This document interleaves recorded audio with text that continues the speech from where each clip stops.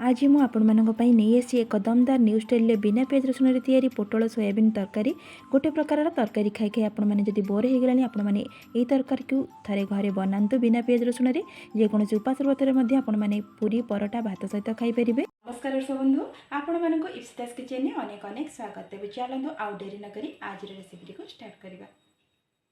एथिपाई देखंतु एठी 250 ग्राम पोटल को चोपा छड़े काटिकी रखी 3टी मीडियम साइज आलू को क्यूब साइज काटिकी रखी 100 ग्राम सोयाबीन को नहीं 2टी मीडियम साइज टमाटो अल्प काजू 1 इंच अदा और 3 स्पून दही को नहीं गोटे बड़ बाउल नहीं जावा से सोयाबीन को देदेबा। सोयाबीन को देके गरम पानी को से देदेबा। गरम पानी देदेले जहाँद्वारा कि सोयाबीन टी सॉफ्ट हो 10 ରୁ 15 मिनट पर्यंत भीजई दबा।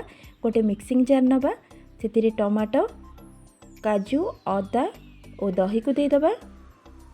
आपण मैंने सोयाबीन को 5 ରୁ 10 मिनट पर्यंत के गैस रे बसैकी फुटे पारे। एबे दही को देदेली से पानी को देके भलसे ग्राइंडिंग कर नहीं आसवा। ये ग्राइंडिंग कर नहीं आसिली। ये देखो सोयाबीन पूरा सॉफ्ट हो जाए 15 मिनट भितर। गैस रे करी बसैकी से तेल को देदेबा। ये तेल गरम हो गला पोटल को प्रथम आम भाजवा।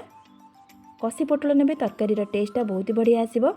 अल्प हलदी और अल्प लुण को ये दे ये सब को देकी भल से मिसेबा। मिसेकी लाइट गोल्डन कलर है पर्यंत पोटल को भाजवा। ये देखो पोटल कलर हल्का हल्का ये चेंज हो आसला। पोटल टी परफेक्ट भाव ये भाजी गला। मुझे प्लेट को काढ़ी नौची। पोटल को टिके भल से भाजिले तरकारी टेस्टा भल आसो। देखो पोटल को काढ़ी नेली सेम कड़े आउ टिके तेल को दे दूची।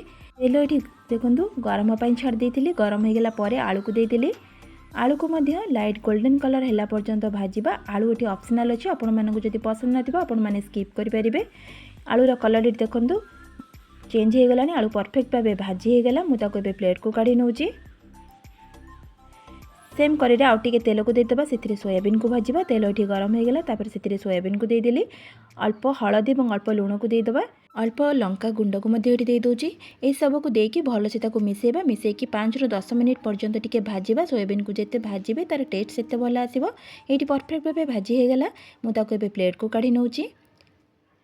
सब सोयाबीन को मु प्लेट को काढ़ी नेली। सेम कड़े आउ टिके तेल को दे दूची। तेल ये गरम हो गला। हाफ चामच जीरा और गोटे तेजपत्र को देदेबा। ये सब को देकी भल से टिके भाजी नबा। ये सब भाजी गला परे मसला को ऐड करवा। मसला को देकी तेल सहित भल से मिसई नवा।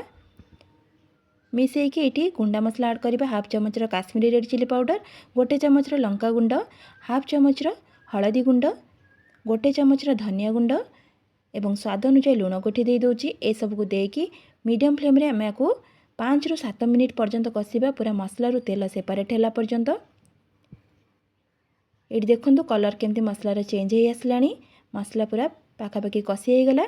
ये मु भाजी रखि सोयाबीन आलू और पोटल को दे दूची। एबे सब को देकी आम 5 ରୁ 7 मिनट पर्यंत कषिबा। जेहेतु आम बिना पियाज रसुन बनाऊे मसला को टिके भल से कषिले तरकारी टेस्टा भल आसो।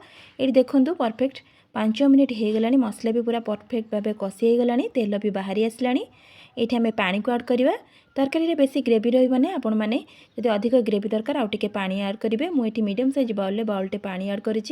सब को भल से मिसेकी आम मीडियम फ्लेम रे 10 मिनट पर्यंत टिके कवर करनेबा। ये देखो परफेक्ट 10 मिनट हो गला। कवर को काढ़ुची। आलू भी परफेक्ट भाव ये सीझी जाइए। ये आम गोटे चामच कस्तूरी मेथी और हाफ चामच गरम मसला को ऐड करवा। ये सब को देकी ताकू पुणी 1 मिनट पर्यंत टिके फुटई नौची। लास्ट रे गैस रो फ्लेम को ऑफ करके काटी रखि धनिया पत्र को दे दूची। ताले दर्शक बंधु आपण मैंने देखिले केमती सहज उपाय घरे थिबा सामग्री रे नुआ स्टाइल पोटल सोयाबीन तरकारी को मु बिना पियाज रसुन एठी बनै नेली। आपण मैंने जेकोसी उपास व्रतर मध्ये एटा को बनैकी खाई परिबे। जदि आज रेसिपी आपण मानक पसंद लागिथिबो प्लीज गोटे लाइक करि नेबे। एमती सहज नुआ नुआ रेसिपी देखिबा पई मो चैनल को सब्सक्राइब करबा को बिल्कुल भूलिबे नहीं। आज पई रहुची नमस्कार।